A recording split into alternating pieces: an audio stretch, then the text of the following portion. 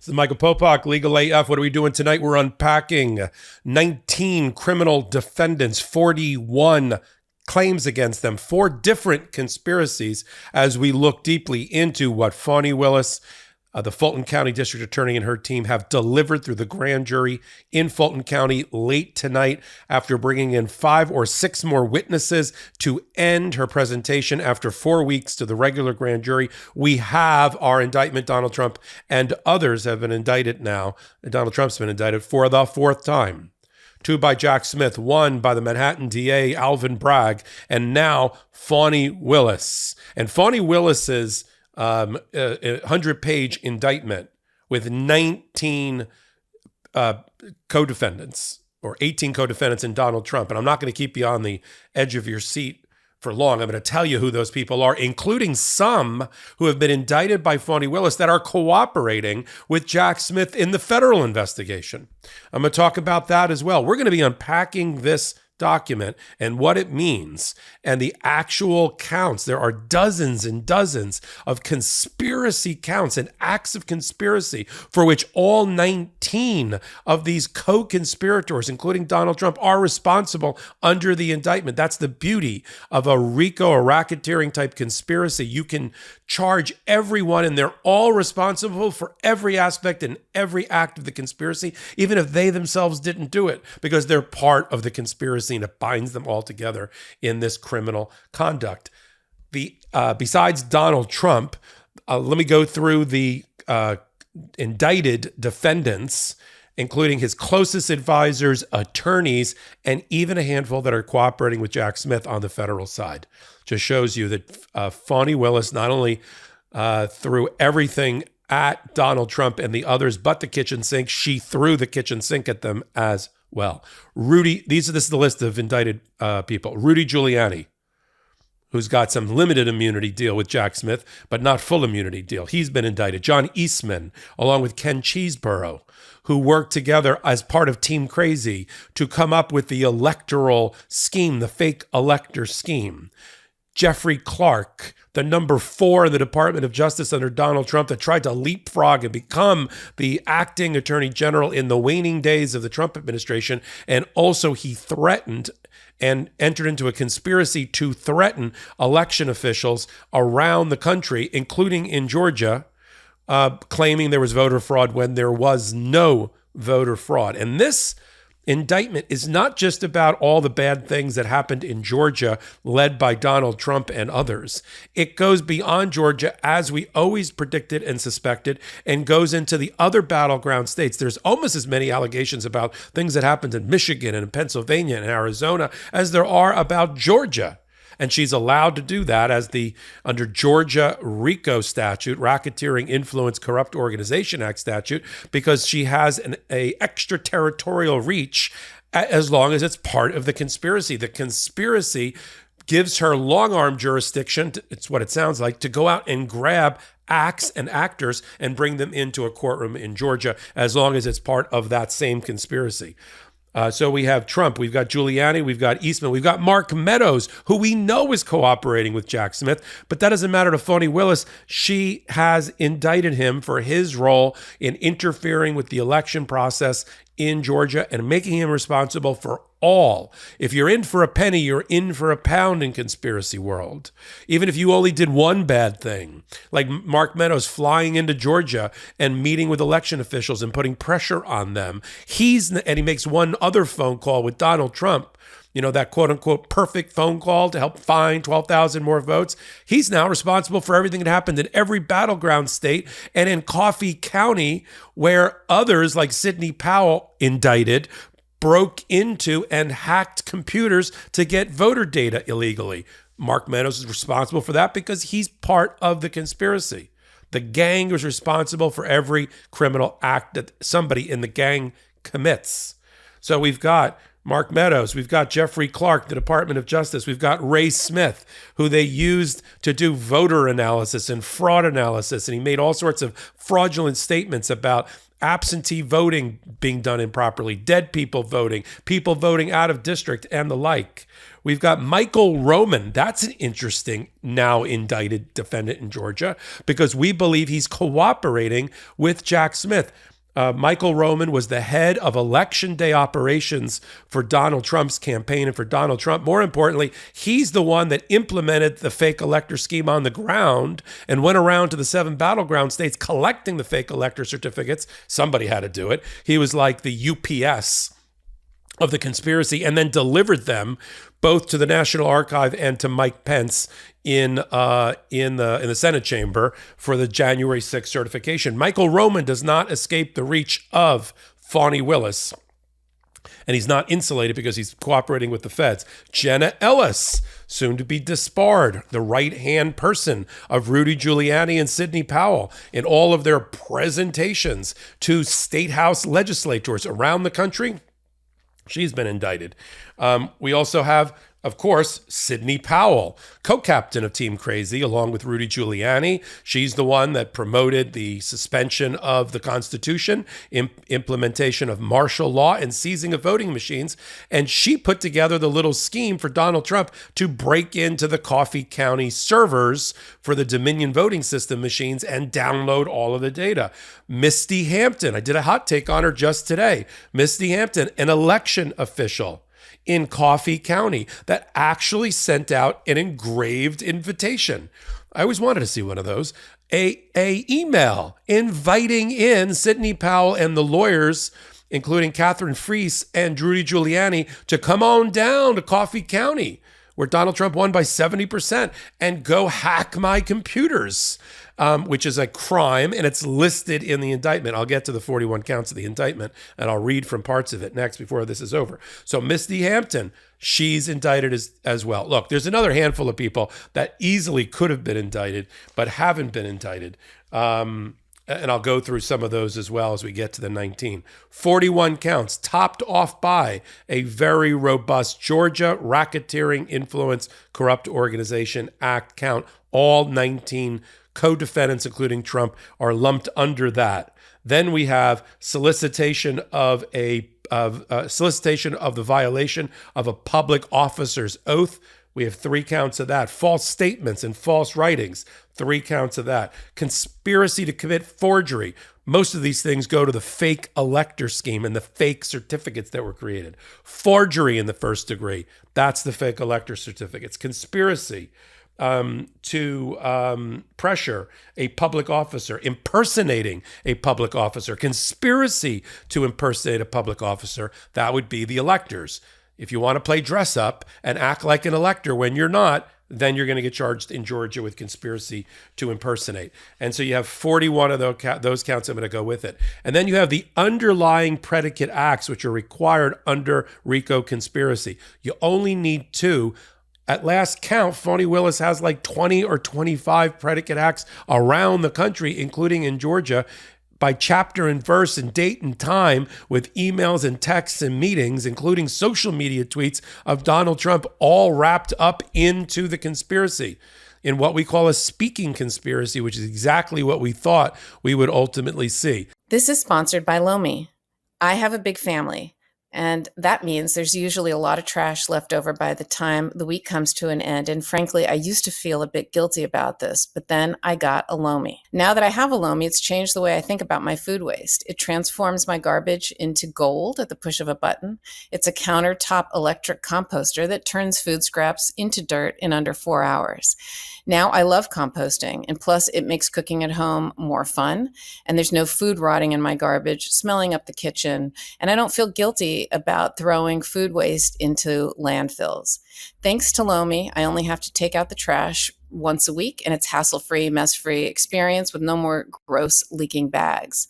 Here's something cool too. I turn my waste into a nutrient-rich dirt that I can feed to my plants, lawn, or garden, and that means it's not going into these landfills producing methane gas. So I get to help the environment and make my life easier. And all my food scraps, plants, clippings, and even those leftovers I forgot in the back of the fridge go into my garden, helping me grow more nutritious food right in my backyard.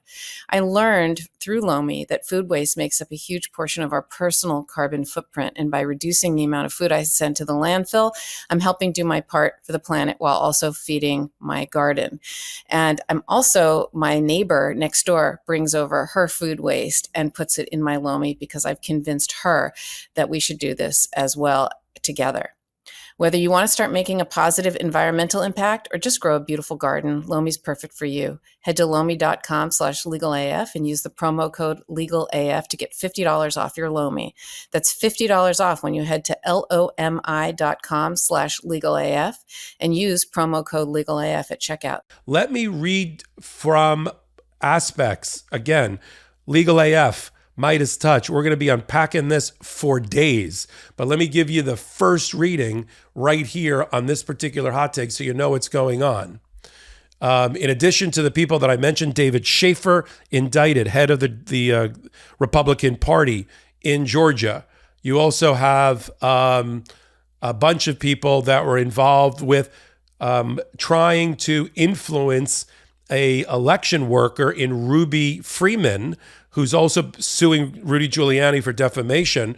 And you have a hairdresser from Texas, Trevian C. Cootie, who came down. He or she's been indicted as well. And then the other accounts that we talked about are criminal attempt to commit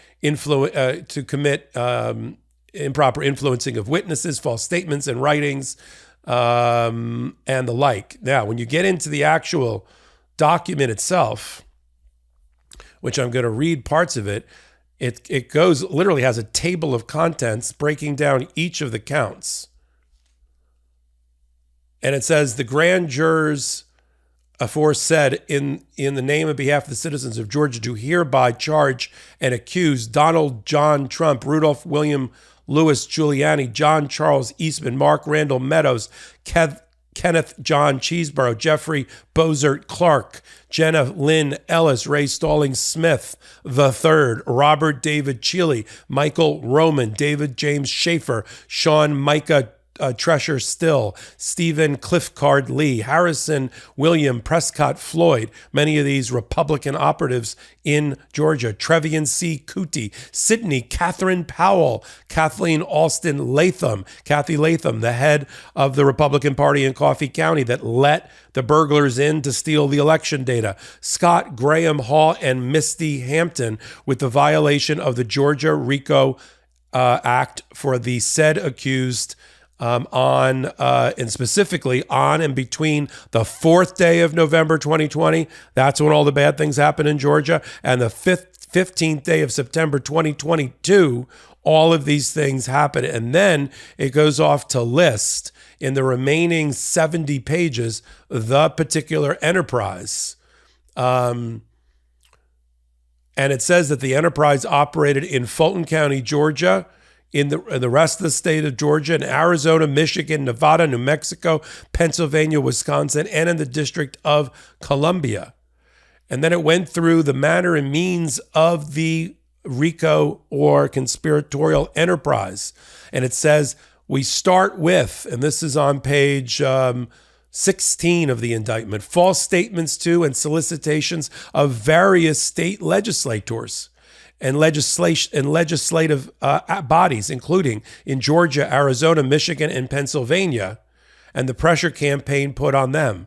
False statements to and solicitation of high-ranking state officials in Georgia, in Arizona, Michigan, and Pennsylvania, for which they are all responsible. The creation and distribution of false electoral college documents, not just in Georgia, but in Arizona, Michigan, Nevada, New Mexico, Pennsylvania, and Wisconsin. The harassment and intimidation of Fulton County election worker Ruby Freeman to get her to say the things that she was working for the Biden campaign and doing things improperly in the election office when she was not. The solicitation of high-ranking United States Department of Justice officials, which is getting Jeff Clark to contact others.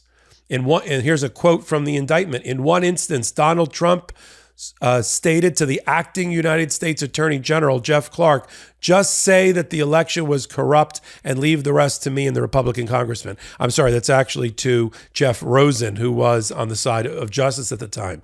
The next step in the RICO conspiracy for Fani Willis, solicitation of the Vice President of the United States, trying to get him in on the act to not recognize the duly certified electoral votes of the American people.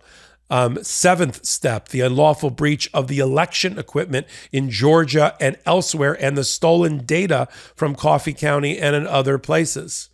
And this and all of that then goes in on detail in the remaining 78 pages. And I'm not kidding. She only needed, just to show you, she threw the kitchen sink at Donald Trump and the others. She only needed 2 underlying predicate acts to support her conspiracies.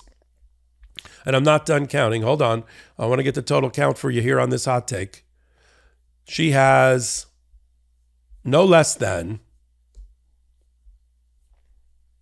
she has over 70 criminal acts, chapter and verse, naming each person that's involved in which act. But remember, under the conspiracy theory, they are all responsible for all of it, right? All of it. And therefore, that's how the conspiracy gets tied together. What's the next steps that we'll be following only on the MeidasTouch Network? There's going to be an arrest, a surrender, arrest, and an arraignment. And I think this is going to be like none that we've seen so far. Right? The sheriff of Fulton County has already been quoted on the record as saying he's going to treat Donald Trump like any common criminal and the rest. They all have to surrender. They all have to be arrested. They all have to be fingerprinted in Georgia. And many of them have to be handcuffed. I wouldn't be surprised if Donald Trump is handcuffed in Georgia. He will certainly be mugshotted as he was digitally in the most recent indictment in the District of Columbia. Georgia's no joke. I go down there quite regularly. They are not going to treat him with kid gloves as he makes his way through the surrender process and arraignment, which I expect to be early next week. I don't think McBurney is going to be the judge that's going to be doing that part of it, having, been really involved with the grand jury process. I think it's going to be another judge, and we'll find out who it is. But they don't play in Fulton County, and Trump and the others are about to find out about that. Now we're going to see all sorts of statements made by all sorts of lawyers that are all getting paid somehow through Donald Trump, that this was a witch hunt and this is some sort of liberal activist prosecutor going after. You know what she's doing? She's going after people based on the evidence and the facts, which are all reflected. Why don't you, I tell the critics, why don't you read the 100 pages and all the counts and then tell me and debate with me each of the facts there and why those facts are false, right? That's a fun parlor game. You can play with your friends and family that happen to be on the other side of the aisle. Tell them to go through this indictment, the Jack Smith 2 indictments, and maybe even the Alvin Bragg indictment, and go through allegation by allegation, backed by facts and documents and texts, and in some cases videos, and have them tell you, debate that with you. Give you the counter side, give you the evidence on the other side. And I don't want to hear about First Amendment, and I don't want to hear about, because you don't have the First Amendment right to go up to somebody and say, hey, I got a gun, give me all your money. That's called a crime. That's not called the First Amendment. And that's all Donald Trump and the other people have done here. We're going to follow what happens next, because that's really, really important for justice and democracy. Only one place, the MeidasTouch Network. We'll do it on hot takes just like this one. We'll do it on the Legal AF podcast on Wednesdays and Saturdays, where we pull all this together with my co-anchors, Ben Meiselas and Karen Friedman-Agnifilo, who's a former prosecutor. And I'll do it like this, almost by the minute, in only one place, but you know where it is. It's the YouTube channel for the MeidasTouch Network, almost pushing 2 million free subscribers. You can pull our podcast, Legal AF, everywhere you get podcasts from, which includes Spotify, Apple, Google, and the like. If you like what I'm doing, I'm Michael Popok. You can get me on The Next Hot Take and everywhere you pull social media at MS Popok. Until the next hot take, and certainly to unpack this unprecedented sweeping indictment of Fani Willis, who brought the goods, right? She said she was going to do this. She said she was going to follow the facts. She said she was going to indict by this exact time in the middle of August, and she has. In fact, she's probably about 2 weeks earlier than we thought she was going to be. And now we've got a 4 times indicted Donald Trump as he moves towards the various trials before the election. Michael Popok, Legal AF reporting. Hey, Meidas Mighty. Love this report? Continue the conversation by following us on Instagram at MeidasTouch to keep up with the most important news of the day. What are you waiting for? Follow us now.